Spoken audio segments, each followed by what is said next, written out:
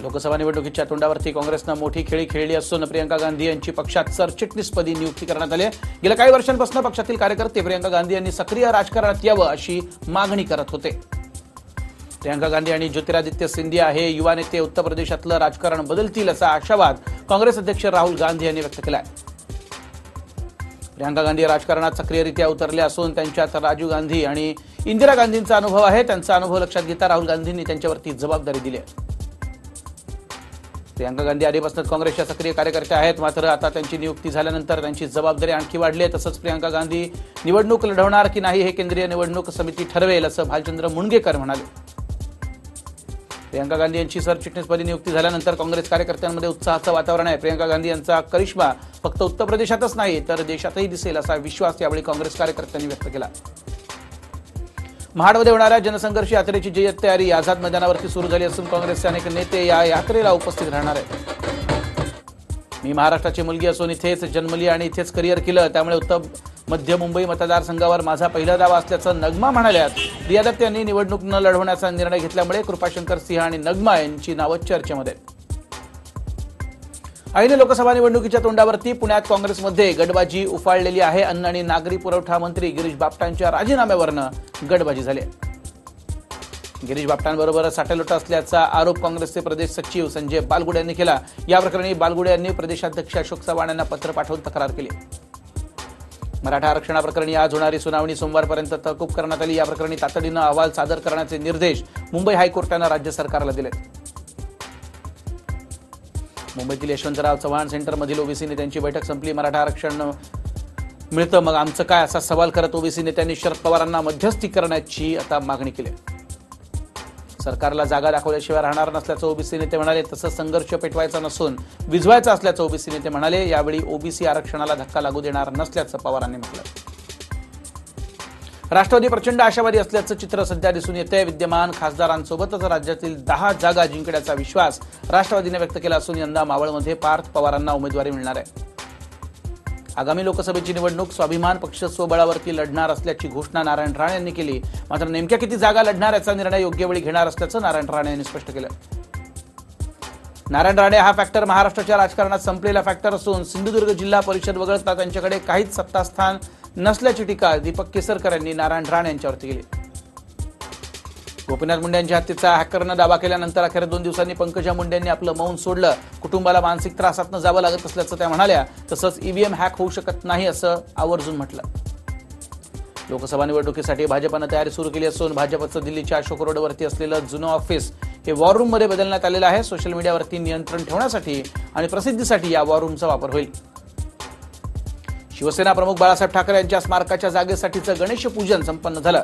उद्धव ठाकरे आणि मुख्यमंत्री फडणवीस यांच्या हस्ते गणेश पूजन करण्यात आलं। गणेश पूजनानंतर दिवंगत बाळासाहेब ठाकरे यांच्या राष्ट्रीय स्मारकाचं ताबापत्र आणि करारनाम्याचं हस्तांतरण केलं गेलं। बाळासाहेब ठाकरे यांच्या 93व्या जयंतीनिमित्तानं आदित्य ठाकरे यांनी आजोबांबरोबरच्या गोड क्षणांचा फोटो शेअर केला। पुण्यात बाळासाहेबांना अनोख्या पद्धतीनं मानवंदना दिली गेली। नारायण पेठेत बाळासाहेब ठाकरे यांचं भिंतीचित्र साकारण्यात आलंय। 60 बाय 30 आकाराचं हे भव्य आणि दिव्य असं भिंतीचित्र आहे। क्रेनच्या मदतीनं 2 दिवसात हे भिंतीचित्र साकारलंय। तर सेना भवन समोर 8 बाय 8 उंचीचं नेपाळमधून आणलेल्या 36,000 रुद्राक्षांपासून तयार करण्यात आलेलं बाळासाहेबांचं पोर्ट्रेट ठेवण्यात आलंय। बाळासाहेब ठाकरे स्मारकाची निविदा एका आठवड्यात निघणार असून एमएमआरडीएनं ही निविदा आता काढणार आहे। तर निविदा काढण्याची प्रक्रिया पूर्ण झाल्यावर भूमिपूजन करण्यात येईल अशी माहिती उद्योगमंत्री सुभाष देसाई यांनी दिली। बाळासाहेबांच्या स्मारकासाठी दिलेले पैसे म्हणजे जनतेच्या पैशांची लूट असून मुख्यमंत्री देवेंद्र फडणवीस शिवसेनेला खरेदी करण्याचं जे तंत्र अवलंबलेलं आहे ते योग्य नसल्याचं मत अशोक चव्हाण यांनी रत्नागिरीत व्यक्त केलं। ठाकरे सिनेमा प्रदर्शित होण्यापूर्वी मनसे शिवसेनेमध्ये क्रेडिट वॉर पाहायला मिळालाय। शिवसेना भवनासमोर ठाकरे चित्रपटाला शुभेच्छा देणारं पोस्टर मनसेकडनं लावण्यात आलं। यात अभिजित पानसे यांचा उल्लेख असून ठाकरे चित्रपटातील इतर कुणाचे उल्लेख नाहीये। मुंबई महापौर बंगल्याची जागा स्मारक समितीकडे हस्तांतरण कार्यक्रमात शिवसेना भाजपमध्ये मान अपमान नाट्य पाहायला मिळालं। शिवसेना मंत्र्यांच्या गाड्या महापौर बंगल्याच्या प्रवेशद्वारावरच अडवल्या जात होत्या तर भाजपच्या नेत्यांना मात्र थेट आत प्रवेश मिळाला। पोलिसांच्या दुजाभावामुळे शिवसेना नेते आणि मंत्री आणि खासदारांमध्ये नाराजी पसरली। भाजप शिवसेना नेत्यांचा अपमान करण्याची एकही संधी सोडत नसल्याची टीका भाजपवर होते।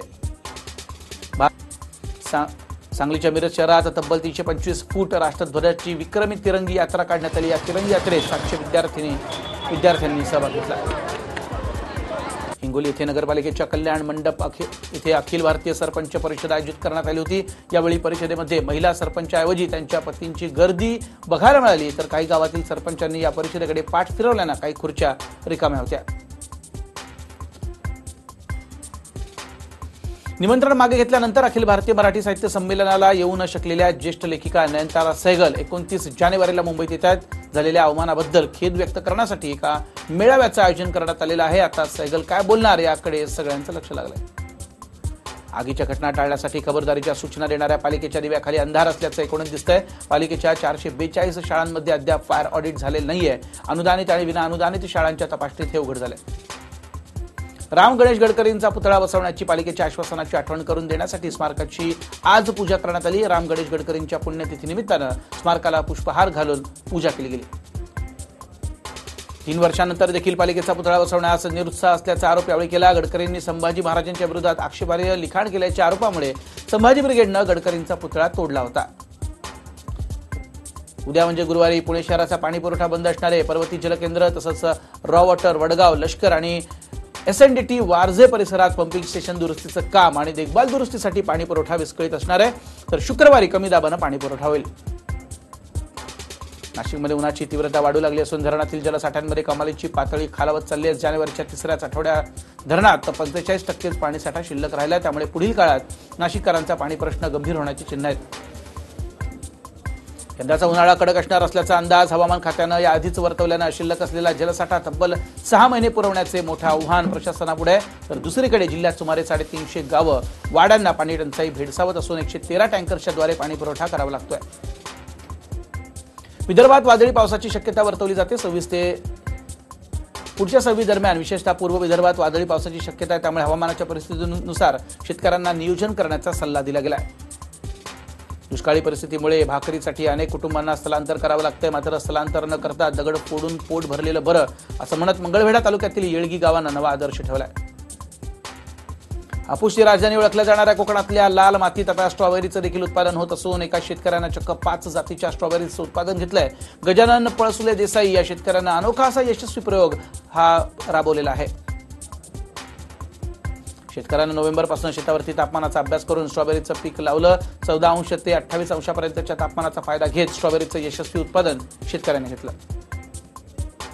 तोडफोड करणाऱ्यांवरती कारवाई होईपर्यंत शाळा सुरू न करण्याचा पवित्रा होली क्रॉस शाळेनं घेतला।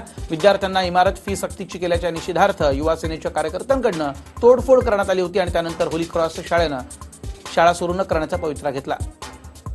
औरंगाबादच्या घाटी रुग्णालयात एक धक्कादायक घटना घडली। स्ट्रेचर न मिळाल्यामुळे नवजात बाळाचा मृत्यू झाला। गर्भवतीला चालत नेत असताना लिफ्टच्या दरवाजात तिची प्रसूती झाली। प्रसूतीनंतर बाळ जमिनीवरती पडलं आणि त्याचा मृत्यू झाला। नंदुरबारच्या अक्कलकुवा इथं एका 8 वर्षाची मुरडीची बलात्कार करून हत्या करण्यात आली। या प्रकरणी पोलिसांनी आरोपीला ताब्यात घेतलं असून संतप्त झालेल्या जमावानं अक्कलकुवा पोलीस ठाण्याला घेराव घातला। विरारमध्ये सेप्टिक टँकमध्ये मानवी मांसाचे तुकडे सापडल्यानं खळबळ माजली। एका प्लास्टिक बॅगमध्ये मृतदेहाचे तुकडे सापडलेत। अज्ञात व्यक्तीच्या विरुद्ध अर्नाळा पोलीस स्थानकात गुन्हा दाखल केला असून पुढील तपास पोलीस करतात।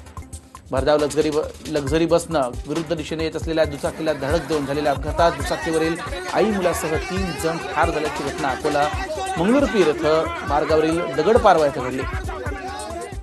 या घटनेमुळे संतप्त झालेल्या ग्रामस्थांनी मग लक्झरी बसची तोडफोड करून बस पेटवून दिली। घटनेची माहिती मिळताच बार्शी टाकळी पोलिसांनी घटनास्थळी धाव घेऊन जमावास शांत करण्याचा प्रयत्न केला। जमावाचं उग्र रूप मात्र पोलिसांना दिसलं। काल चारोटी पुलावरनं हायड्रोजन गॅस सिलेंडर वाहून येणारा ट्रक पलटी झाला, त्यामुळे आग लागल्यानं अनेक काळ वाहतूक विस्कळीत झाली होती, ती आजही कायम आहे। नागपूरच्या कामठी इथं सुभाषचंद्र बोस यांची जयंती साजरी करण्यात आली। यावेळी मान्यवरांच्या हस्ते बोस यांच्या पुतळ्याला अभिवादन केलं गेलं। आंबिवली आणि टिटवाळा स्थानकादरम्यान मधील रेल्वे फाटकाला एका टेम्पोनं धडक दिली। धडकेत फाटकाचं बूम तुटल्यामुळे वाहतुकीवरती जसा परिणाम झाला। सध्या फाटक दुरुस्तीचं काम युद्ध पातळीवरती सुरू आहे। अकोल्यामध्ये ओव्हरटेक करण्याच्या नादात दोघांचा मृत्यू झाला। ओव्हरटेक करताना खासगी बसच्या चालकाचं नियंत्रण सुटलं आणि बस उलटली। या दोघांचा यात मृत्यू झाला। गोंदिया आमगाव मार्गावरती ट्रक आणि ट्रॅक्टरमध्ये भीषण अपघात झाला। अपघातात दोघांचा मृत्यू झाला, तर ट्रक चालक आणि क्लिनर अजूनही अडकलेला असून बाहेर काढण्याचे प्रयत्न सुरू आहेत। बुलढाण्याच्या केळवद परिसरात स्कूल बसच्या धडकेत एका 70 वर्षीय वृद्ध महिलेचा मृत्यू झाला। या घटनेनंतर संतप्त गावकऱ्यांनी स्कूल बसची तोडफोड करत चालकाला मारहाण केली। यावेळी गावात तणावपूर्ण वातावरण निर्माण झालं। अकोल्यात शकुंतला पॅसेंजरच्या बोगीला आग लागली। रात्री 1:30च्या सुमारास ही घटना घडली। ही आग कशी लागली याचं कारण अद्याप स्पष्ट आहे। अमरावतीच्या मेळघाटातील पुनर्वसित गावांमध्ये शासनाकडून उपेक्षा झाल्यानंतर पुन्हा मेळघाटातील गावांमध्ये परत्याची भूमिका गावकऱ्यांनी घेतली। त्यामुळे गावकरी आणि सुरक्षा दलांमध्ये सशस्त्र संघर्ष झाला। यात पोलीस, राज्य राखीव पोलीस दलासह 20 जण जखमी झाले। दरम्यान वन विभागानं अतिरिक्त पोलीस बंदोबस्त बोलावून जंगलातून आदिवासींना हाकलून लावलं। मात्र काही आदिवासींनी जंगलात आग लावल्यानं परिसरात कलम 144 लावण्यात आलं। विरारमध्ये अगरबत्ती पॅकिंगच्या नावाखाली विरारमध्ये हजारो महिलांची फसवणूक झाली। श्री महालक्ष्मी ग्रुप महिला गृह उद्योगाच्या नावाखाली महिलांची फसवणूक झाली। फसवणूक करणाऱ्या महिलेविरोधात गुन्हा दाखल झाला। रायगडमधील रोहा कोलाड रस्त्यावरती कारखान्यातील ओला रासायनिक कचरा जमा झाला असून त्यामुळे नागरिक त्रस्त आहेत। या प्रकरणी संबंधितांवरती गुन्हा दाखल करण्याची मागणी होती। नाशिकच्या नेपाळमधील नांदूर मधमेश्वर पक्षी अभयारण्यात माशांना पकडण्यासाठी टाकलेल्या जाळ्यात अडकून 7 ते 8 पक्ष्यांचा मृत्यू झाला। बुलढाण्याच्या सागवान इथं गायरान शिवारातील विहिरीत एका 20 वर्षीय तरुणीचा मृतदेह सापडला। दरम्यान तिची हत्या झाली आहे की आत्महत्या याबाबत अजूनही खुलासा झालेला नाहीये। मृत तरुणीचं नाव दीपाली फुलाने असं असून ती ITI कॉलेजची विद्यार्थिनी आहे। पोलिसांनी मृतदेहाचा पंचनामा करून शवविच्छेदनासाठी सामान्य रुग्णालयात दाखल केलं। मुकेश अंबानी यांचे जावई आनंद पिरामल यांच्या आजीच्या अस्थिविसर्जनासाठी ते नाशिकच्या रामकुंडावरती दाखल झाले होते। त्यावेळी त्यांना पाहण्यासाठी मात्र मोठी गर्दी झाली। विकत घेतलेली अंडी प्लास्टिकची असू शकतात अशा अपप्रचाराला आता थांबा मिळालाय, कारण त्यात कोणत्याही प्रकारचं तथ्य नसल्याचं FDAनं स्पष्ट केलं। हेल्मेट न वापरणारे, ट्रिपल सीट आणि लेनची शिस्त न पाळणाऱ्यांवर पोलीस नसले तरी कॅमेराची नजर असणारे बेशिस्त वाहन चालकांवरती थेट ई-चलन मिळेल। त्यासाठी शहरातील काही कॅमेराची निवड जी आहे ती पोलिसांनी केली। एअरलाईन अलाइड कंपनीतर्फे 1 फेब्रुवारीपासून अहमदाबाद आणि हैदराबाद मार्गावरती हॉपिंग विमान सेवा सुरू करण्यात येणार आहे। ही सेवा दररोज असेल, त्यामुळे नाशिककरांचं अहमदाबाद आणि हैदराबाद गाठण्याचं स्वप्न पूर्ण होईल। मुंबई अहमदाबाद महामार्गावरील चारोडी उड्डाणपुलावरती मंगळवारी झालेल्या अपघातानंतर अद्यापही वाहतूक विस्कळीत आहे। दरम्यान या ठिकाणी गॅस सिलेंडरची पाहणी करून ते स्थलांतरित करण्यासाठी एक्सपर्टची टीम दाखल झाली। पार्किंगचा प्रश्न मार्गी लावण्यासाठी पालिकेतर्फे स्वतंत्र पार्किंग प्राधिकरणाची स्थापना करण्यात येईल। यासाठी भारतीय स्थानिक स्वराज्य संस्थेमार्फत तज्ज्ञ आणि तांत्रिक मनुष्यबळ उपलब्ध करण्यात येईल। गेल्या 2 वर्षात भारतात एकूण 886 बिबटे मृत पावल्याच्या घटना घडल्या। वन्यजीव विभागाच्या माहितीनुसार 1998 मध्ये भारतात बिबट्यांची संख्या सुमारे 45,000 इतकी होती।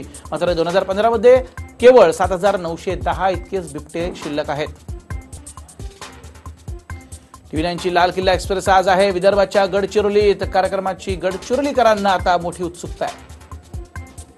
91व्या ऑस्कर पुरस्काराची नामांकनं जाहीर झाली। तर रोमा आणि द फेव्हरिटला सर्वाधिक 10 नामांकन आहे।